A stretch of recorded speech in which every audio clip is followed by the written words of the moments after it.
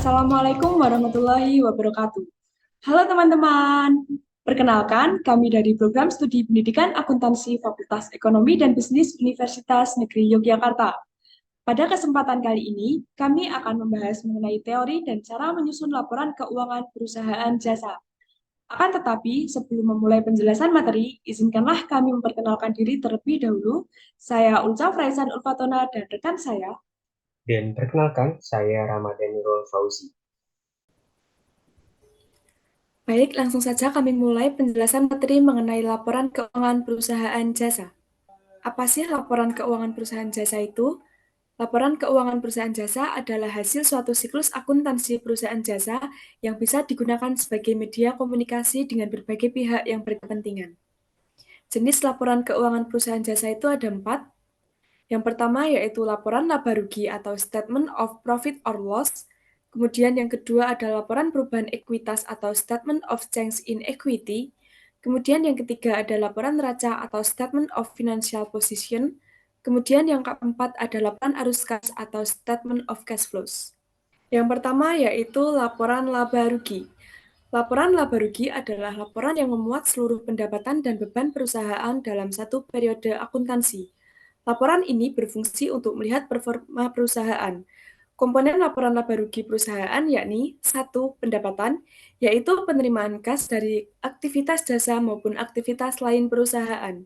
Yang kedua yaitu beban, yaitu seluruh biaya yang dikeluarkan dalam penyelenggaraan jasa atau aktivitas lain perusahaan sebagai pengurang dari pendapatan yang akan menghasilkan laba bersih dalam perusahaan sebelum pajak pada laporan laba rugi. Kemudian metode laporan laba rugi. Yang pertama yaitu single step. Laporan ini tuh menunjukkan jumlah pendapatan dan biaya secara keseluruhan tanpa memisahkan antara jenis pendapatan dan biaya tertentu. Semua pendapatan dijumlahkan diurutkan dalam satu kolom, sedangkan semua biaya juga dijumlahkan dan diurutkan dalam satu kolom yang berbeda. Setelah itu, total pendapatan dikurangi dengan total biaya untuk menghitung laba bersih. Yang kedua yaitu metode laporan laba rugi multiple step. Nah, jadi menggunakan laporan multiple step ini memisahkan antara jenis pendapatan dan biaya tertentu menjadi beberapa kategori. Dalam laporan ini, pendapatan dihitung dalam beberapa kategori seperti pendapatan jasa dan pendapatan lain-lain. Sedangkan biaya dibagi menjadi beberapa kategori seperti biaya operasional dan biaya non-operasional. Setelah itu, semua kategori biaya dijumlahkan dan dikurangi dari pendapatan bersih untuk menghitung laba bersih. Next, yaitu fungsi-fungsi laporan laba rugi. Yang pertama, untuk mengukur kinerja keuangan. Yang kedua, membantu dalam pengambilan keputusan bisnis.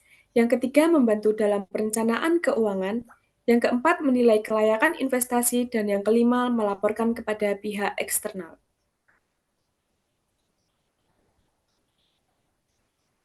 Laporan yang berikutnya yaitu laporan perubahan modal. Laporan perubahan modal atau ekuitas pada perusahaan jasa adalah laporan keuangan perusahaan jasa yang menyajikan informasi tentang segala perubahan pada modal atau ekuitas perusahaan dalam satu periode akuntansi. Kemudian unsur-unsur laporan perubahan modal terdiri dari modal awal, laba rugi bersih, penarikan pref atau dividen, dan modal akhir. Kemudian tujuan laporan perubahan modal yaitu untuk menunjukkan adanya perubahan modal perusahaan dalam periode tertentu. Yang kedua, untuk mendukung laporan keuangan seperti laporan laba atau rugi, neraca, serta laporan keuangan. Kemudian yang ketiga yaitu menjadi acuan perusahaan dalam mengambil keputusan. Dan yang keempat adalah memberikan informasi untuk membantu investor dalam memprediksi lamanya waktu penerimaan pembayaran dividen di masa depan. Kemudian yang berikutnya yaitu laporan posisi keuangan atau neraca. Laporan posisi keuangan atau neraca merupakan laporan keuangan yang menyajikan informasi mengenai perubahan posisi keuangan dalam bentuk aset, liabilitas dan kewajiban, serta ekuitas atau modal untuk satu periode akuntansi. Nah, dalam penyusunan neraca dapat dilakukan dalam dua bentuk, yaitu yang pertama bentuk stafel atau bentuk laporan. Neraca yang disusun dalam bentuk stafel disajikan secara vertikal dengan harta atau aktiva di bagian atas dan kewajiban serta modal di bagian bawahnya. Kemudian yang kedua yaitu neraca bentuk skontro atau T. Dalam neraca bentuk T, harta atau aktiva disajikan di sebelah kiri, sedangkan kewajiban dan modal diletakkan di sebelah kanan. Next yaitu komponen dalam laporan neraca. Yang pertama ada kas dan setara kas, terdiri dari kas di bank, dan deposito. Kemudian yang kedua ada piutang usaha, yaitu piutang yang timbul dari kegiatan bisnis. Kemudian yang ketiga yaitu uang muka, komponen yang digunakan untuk pembayaran deposit dalam pembelian. Kemudian yang keempat yaitu aset tetap, merupakan bagian dari kekayaan yang dimiliki perusahaan, seperti kendaraan, bangunan, dan tanah. Aset tetap dinyatakan sebesar biaya perolehan dikurangi akumulasi penyusutan dan rugi penurunan nilai. Kemudian yang kelima yaitu utang bisnis dan utang lain-lain. Yang keenam yaitu utang pajak seperti pajak penghasilan, pasal 21, 23, 25, dan 29, serta pajak pertambahan nilai atau PPN. Kemudian yang ketujuh yaitu pendapatan diterima di muka. Penerimaan uang muka dari pelanggan atas penjualan jasa yang belum diselesaikan, komponen ini diakui sebagai utang dan diakui sebagai pendapatan bila penjualan jasa tersebut telah direalisasikan. Kemudian yang kedelapan yaitu modal saham. Nah, modal saham ini merupakan modal saham yang ditempatkan dan disetor penuh. Modal saham sendiri adalah tanda kepemilikan seseorang atau badan dalam suatu perusahaan atau perseroan terbatas.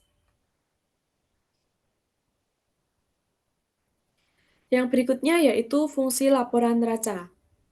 Yang pertama, untuk mengetahui kondisi keuangan. Yang kedua, sebagai acuan dalam membuat keputusan strategis. Kemudian yang ketiga, sebagai dasar pertimbangan bagi investor dan stakeholder lain.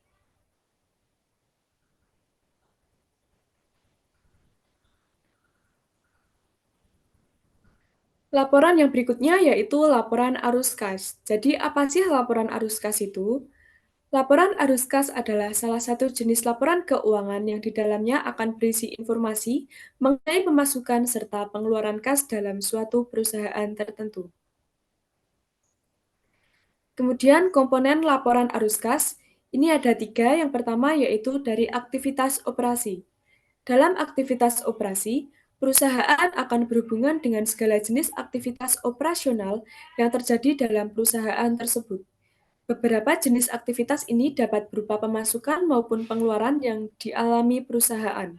Sebagai contoh, pada sektor pendapatan pelaku usaha bisa mencatat komisi, pembayaran royalti, fee yang berhasil diperolehnya. Sementara dari segi pengeluarannya bisa meliputi pembayaran gaji karyawan, penerimaan kembali pajak penghasilan, dan lain sebagainya. Kemudian yang kedua yaitu dari aktivitas investasi. Dalam aktivitas investasi, berisi informasi yang berkaitan dengan kegiatan investasi yang dilakukan oleh setiap perusahaan. Aktivitas investasi memiliki sistem pengeluaran yang berasal dari pembelian aktiva tetap, aktiva jangka panjang, dan aktiva tidak berwujud. Sementara, untuk sistem pemasukannya dapat berupa hasil penjualan tanah, bangunan, peralatan, hingga perolehan saham dan instrumen yang termasuk ke golongan yang sama. Kemudian yang ketiga yaitu berasal dari aktivitas pendanaan. Dalam aktivitas pendanaan, tersedia beragam informasi yang berkaitan dengan aktivitas investasi dan pengambilan uang oleh pelaku usaha, serta peminjaman dana tertentu. Adapun arus kas yang timbul dari aktivitas pendanaan meliputi penerimaan kas dari emisi saham, penerimaan kas dari emisi obligasi atau pinjaman lainnya, pelunasan pinjaman, serta pembayaran kas oleh penyewa guna usaha atau lisensi.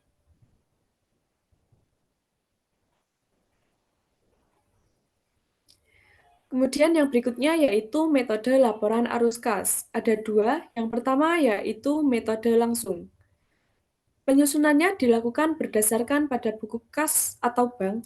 Agar dapat menggunakan metode ini, penyusun laporan keuangan wajib melaporkan kelompok-kelompok penerimaan dan pengeluaran kas dari kegiatan operasional perusahaan. Selanjutnya, akan diikuti dengan kegiatan investasi dan pembiayaan. Kemudian yang kedua yaitu metode tidak langsung. Penyusunannya dilakukan berdasarkan pada laporan laba rugi dan neraca. Dengan metode ini, laba rugi bersih harus disesuaikan dengan cara mengoreksi pengaruh dari transaksi bukan kas, penangguhan atau akrual dari penerimaan atau pembayaran kas untuk kegiatan operasional di masa lampau dan yang akan datang, serta unsur penghasilan atau beban yang berkaitan dengan arus kas investasi atau penerimaan. Yang berikutnya yaitu manfaat laporan arus kas. Yang pertama, untuk lebih mudah dalam menilai kemampuan entitas perusahaan. Yang kedua, untuk menilai kemampuan entitas dividen dengan akurat. Dan yang ketiga, melindungi transaksi investasi dan pendanaan kas dengan baik. Serta yang terakhir, untuk memberikan keterangan tentang angka laba bersih dan kas bersih. Sekian penjelasan materi teori mengenai laporan keuangan perusahaan jasa dari saya. Untuk materi praktik akan dijelaskan kepada teman saya, Ramadan Nurul Fauzi. Baik, sebelumnya terima kasih kepada Kak Uca yang telah memaparkan materi mengenai teori laporan keuangan perusahaan jasa. Jadi teman-teman di sini kita punya studi kasus yaitu salon diksi. Untuk menyusun laporan keuangan perusahaan jasa ada dua cara yang bisa kita lakukan, yaitu dengan membuat neraca lajur untuk memudahkan menyusun laporan keuangan, ataupun bisa juga berdasarkan neraca saldo disesuaikan 31 Desember 2021 atau setelah penyesuaian. Di sini terdapat neraca saldo setelah disesuaikan saldo diksi per 31 Desember 2021. Teman-teman bisa melihat nomor akun, nama akun, dan juga nominal debit dan kreditnya.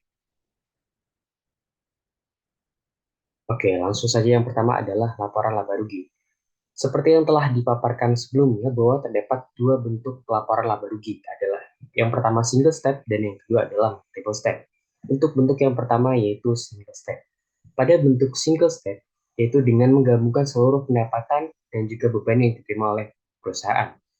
Langkah untuk menyusun laporan laba rugi bentuk single step adalah yang pertama, kita masukkan seluruh pendapatan yang diterima oleh perusahaan, yaitu dari pendapatan jasa dan juga pendapatan lain-lain.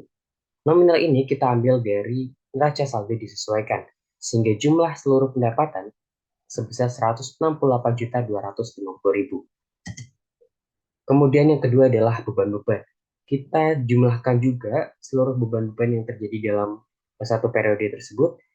Kita ambil ada beban gaji karyawan, sewa kendaraan, asuransi, listrik, telepon, iklan, perlengkapan, penyusutan, gedung, dan juga peralatan. Kita ambil juga dari neraca saldo disesuaikan, sehingga jumlah seluruh beban selama satu periode sebesar Rp40.075.000. Kemudian kita kurangkan antara pendapatan dengan beban, sehingga diperoleh laba bersih sebelum pajak sebesar Rp128.175.000. Kemudian untuk lapor laba rugi bentuk multiple step. Perbedaan pada bentuk ini hanya terletak dengan memisahkan antara pendapatan dan beban operasional dengan pendapatan dan beban operasional. Langkah yang harus kita lakukan untuk menyusun laporan laba rugi multiple step adalah yang pertama, kita masukkan terlebih dahulu pendapatan operasional atau dari kegiatan utama perusahaan, yaitu penyediaan jasa. Kita masukkan ada pendapatan jasa sebesar sekian, kita ambil juga dari neraca saldo disesuaikan. Kemudian ada beban operasional yang kita ambil juga dari neraca saldo disesuaikan meliputi beban-beban yang dikeluarkan ke dalam penyelenggaraan kegiatan jasa yang dilakukan oleh perusahaan. Ada gaji karyawan, sewa kendaraan, asuransi, listrik, telepon, iklan, perlengkapan, penyusutan gedung, dan penyusutan peralatan. Sehingga diperoleh jumlah dari beban operasional sebesar 38.875, sehingga kita mengurangkan antara pendapatan operasional dan beban operasional diperoleh laba operasional sebesar 120.425.000. Kemudian ada pendapatan dan beban non operasional juga, di mana kita mempunyai pendapatan lain-lain dan juga beban bunga. Kita kurangkan pendapatan lain-lain dan juga beban bunga, sehingga penambahan dari pendapatan dan beban non operasional sebesar Rp7.750.000.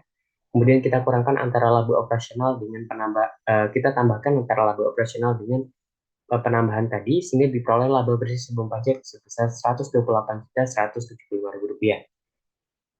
Kemudian yang kedua adalah laporan perubahan ekuitas. Setelah kita menyusun laporan laba rugi, selanjutnya adalah memindahkan, kita mempunyai modal awal Tuan Diksi pada neraca saldo disesuaikan sebesar 519.900.000. Kemudian kita sudah menyusun perlaba rugi dan ternyata perusahaan mengalami laba sehingga terjadi penambahan sebesar 28.175.000.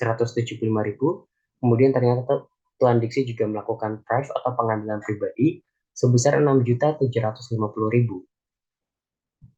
Sehingga penambahan modal Tuan Diksi sebesar 121.425.000 ditambahkan dengan modal awal diperoleh modal akhir Tuan Diksi sebesar 641.325.000. Selanjutnya adalah laporan posisi keuangan. Pada laporan posisi keuangan terdapat dua bentuk juga, yaitu account form dan juga report form.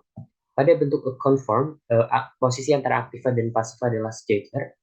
Untuk langkah penyusunannya adalah yang pertama kita masukkan terlebih dahulu aset lancar atau aset yang mempunyai kode nomor akun 11. Kita ambil juga dari neraca saldo disesuaikan. Di sini aset aktiva lancar dari kas sampai dengan iklan dibayar di muka. Kita pindahkan ke laporan posisi keuangan, kemudian kita jumlahkan sekian. Kemudian ada juga selanjutnya memindahkan aset tetap, ada tanah, gedung, akumulasi peralatan, dan akumulasi depresiasi peralatan. Kita pindahkan juga dari neraca saldo disesuaikan dengan kode akun 12. Oke, sehingga diperoleh jumlah sebesar sekian. Dan total aktiva dari aset lancar dan juga aset tetap sebesar 784.800.000 rupiah. Kemudian untuk pasifa ada dikelompokkan juga sebagai utang jangka pendek dan juga jangka panjang serta modal. Untuk jangka pendek juga kita pindahkan dari neraca saldo disesuaikan dengan kode 21. Kemudian utang jangka panjang juga kita pindahkan dengan kode 22. Sehingga diperoleh jumlah utang sebesar 153.475.000 rupiah dan modal Tuan Diksi kita ambil dari laporan perubahan ekuitas karena sudah mengalami perubahan setelah satu periode karena terdapat penambahan laba rugi dan juga pengurangan tarif juga. Kita pindahkan dari laporan perubahan ekuitas sehingga diperoleh total pasifa yang balance dengan aktiva sebesar 784.800.000 rupiah. Kemudian untuk bentuk report form juga tidak jauh beda, bedanya hanya posisi penyajiannya saja, aktiva di atas, kemudian pasifa di bawah. Namun hasilnya tetap sama. Kemudian yang terakhir adalah laporan arus kas. Nah, laporan arus kas ini terdapat dua metode, yaitu metode langsung dan metode tidak langsung.